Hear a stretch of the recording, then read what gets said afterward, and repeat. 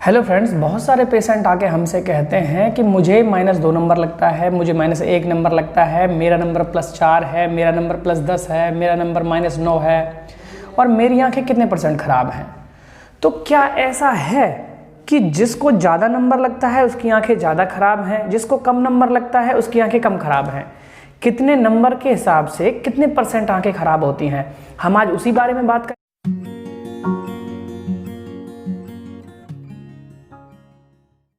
सबसे पहले हमें ये समझना होगा कि नंबर लगना क्या होता है और आंखें खराब होना क्या होता है। तो सबसे पहले मैं आपको ये बता दूं, ये दोनों ही अलग अलग चीज़ें हैं। आंखें खराब होने का मतलब होता है कि हमें कोई डिजीज़ हो गई है, कोई बीमारी हो गई है, और नंबर लगने का मतलब होता है कि हमें कोई रिफ्रैक्टिव एरर हो गया है।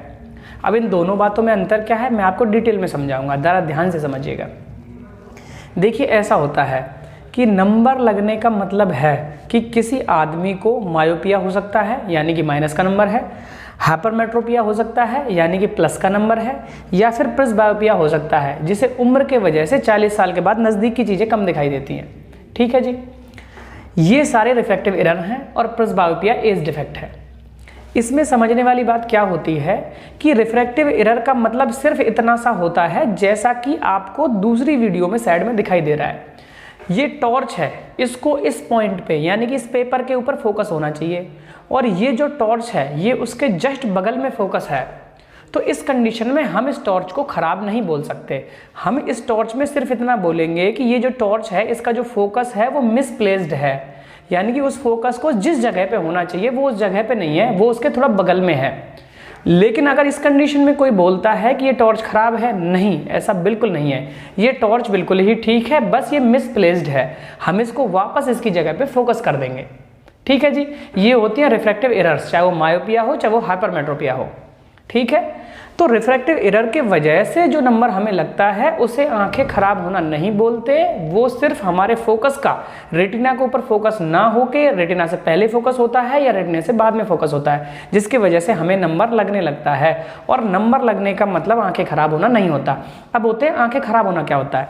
देखिए, आंखें खराब होने का मतलब है, जैसा कि हमने आपको पिछले उदाहरण से समझाया था, उसका अगर टॉर्च है उसका फोकस इस पेपर के ऊपर होना चाहिए, लेकिन वो फोकस उस पेपर के ऊपर है ही नहीं। क्यों? क्योंकि टॉर्च ही खराब हो गई है, उसमें सेल खराब हो गए हैं, उसका बल्ब खराब हो गया है, उसका सामने का जो ग्लास है वो खराब हो गया है, या किसी तरह से उस टॉर्च में कोई खराबी आ गई है, तो हम उसे खराब होना बोलेंगे। तो हमारी आंखों में अगर सामने की जो काली पतली ही कॉर्निया है उसके ऊपर कोई अल्सर हो गया है, हमें सफ़ेद मोतियाबिंद या कैटरेक्ट हो गया है, हमारे रेटिना में कोई हमें एज रिलेटेड मैक्यूलर डिजेनरेशन जो कि उम्र की वजह से वो हो गई हैं, या कोई हमारे रेटिना के ऊपर हेमरेज वगैरह हो गया है, अगर इन किसी कारण से हमारी रोशनी कम होती है तो इसको बोलते हैं कि हमें बीमारी हो गई है और हमारी आंखें खराब हो रही हैं। तो इसमें सबसे मेन बात यह है, अगर किसी आदमी को नंबर 1 है, 1.5 है, 2 है, 2.5 है, 5 है, 10 है, 15 है, इसका आंख खराब होने से कोई भी लेना देना नहीं है। ऐसा हो सकता है कि किसी बंदे का नंबर बहुत ज़्यादा हो और उसकी आंखें बिल्कुल ठीक हों। तो अगर आपको चश्मे का नंबर लगता है और आपका कॉर्निया, आपका लेंस, आपका विट्रस ह्यूमर, जो पूरा हमारा ऑप्टिकल मीडिया है, और हमारा रेटिना अगर बिल्कुल नॉर्मल कंडीशन में है, तो कोई मैटर नहीं करता आपका नंबर कितना है, आपकी आंखें बिल्कुल ही ठीक हैं। और अगर आपको कोई कैटरेक्ट आ गया है, कोई कॉर्नियल अल्सर हो गई है, कोई ओपेसिटी हो गई है, या कोई विट्रस में हेमरेज वगैरह हो गया है, या कोई रेटिना में प्रॉब्लम हो गई है, और इन वजह से आपको विजुअल लॉस हुआ है, आपकी रोशनी कम हो गई है, तो उसमें आपका नंबर कुछ भी हो वो मैटर नहीं करता। वो नंबर 2 है, 4 है, 5 है, बिल्कुल भी नहीं है। उस कंडीशन में आपकी आंखें खराब है। यानी कि आंखें खराब होना और नंबर लगना दो अलग अलग चीज़ें। वीडियो को अंत तक देखने के लिए धन्यवाद।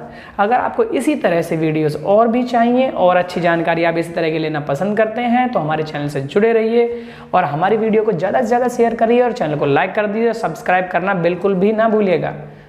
थैंक यू दोस्तों, नमस्कार, जय भारत, वंदे मातरम।